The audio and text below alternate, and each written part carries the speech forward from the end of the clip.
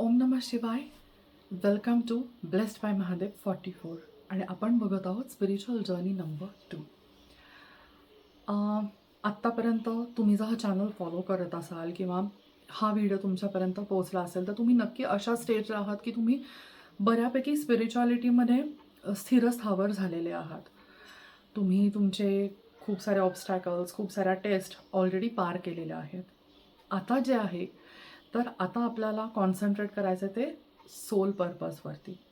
ह्या सोल पर्पजवरती जाण्यासाठी आणि सोल पर्पज नंतर जे आपलं डेस्टिनेशन असणार आहे तो मोक्ष. ह्या दिशेने वाटचाल करताना आपल्याला सगळ्यात पहिलं आपल्यावरती काम करायचं आहे.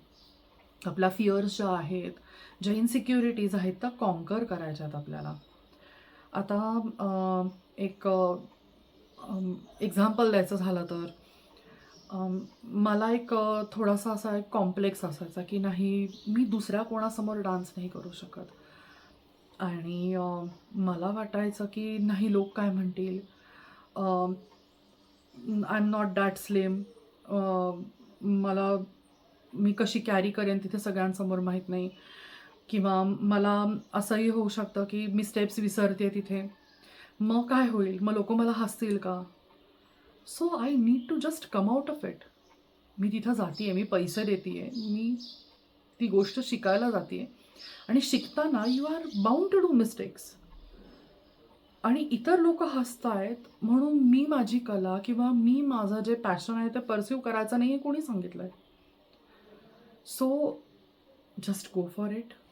कुठलंही तुमचं पॅशन असो. लोक काय म्हणतील, माझं वय आहे का, मग मला कोणी हसलं तर, मग मला वेळच मिळत नाही आहे. जस्ट कट द क्रॅप आणि बिलीव्ह की तुम्ही ही गोष्ट करू शकता.